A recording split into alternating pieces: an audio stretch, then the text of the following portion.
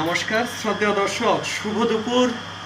আমরা কাঠালিয়া থেকে এসেছি বাসপুকুর সন্তোষ সরকারের বাড়িতে। একটা কল ছিল, তো কল শেষে আমরা প্রস্তুতি নিয়ে লকাই, আমি এবং শেষ পর্যন্ত অনিমেষ আমাদের সঙ্গে যুক্ত হয়েছে।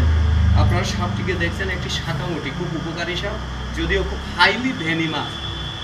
তো সেই সুবাদে ফিনাইল ব্যবহার করেছিলেন বেশি দূরে যায়নি। ফিনাইল যেখানে দিয়েছিলেন তার উপর দিয়ে সাপটি আপনা আপনি তার প্রস্তুতি নিয়ে বাহিরের দিকে ছুটছিল, কিন্তু ফিনাইল প্রচুর গায়ে লাগাতে সে মারাত্মক দুর্বল হয়ে পড়েছিল। আমরা এসে সাপটিকে উদ্ধার করেছি, ভিডিওতে আপনারা দেখবেন। সাপটিকে উদ্ধার করে প্রচুর পরিমাণ জল দিয়ে ওকে স্নান সেরে আমরা স্টেবল করেছি, আর এখনই ওকে রিলিজ করে দেব। এই সাপগুলি বাড়িতে থাকলে অনেকটা লাভ আছে।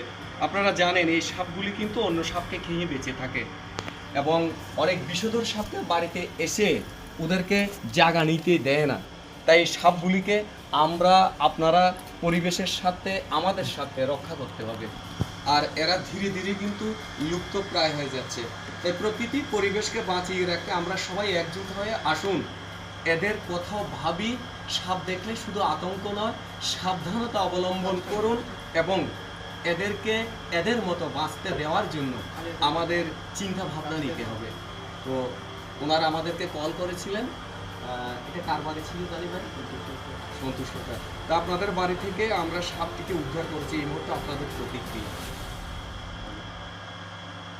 আপনারা ভয়মুক্ত হয়েছেন তো? অবশ্যই আমরা অ্যানিমেল এইড অ্যালায়েন্সের আমরা হয়ে কাজ করে থাকি। আমরা আছি, আমাদের ফোন নাম্বার রাখবেন। বাড়িঘরে সাপ প্রবেশ করলে আমাদেরকে খবর দিন, আমরা সাপ উদ্ধার করে নিয়ে ওর নিরাপদ বনাঞ্চলে ছেড়ে দেব। সঙ্গে থাকার জন্য অনেক অনেক ধন্যবাদ।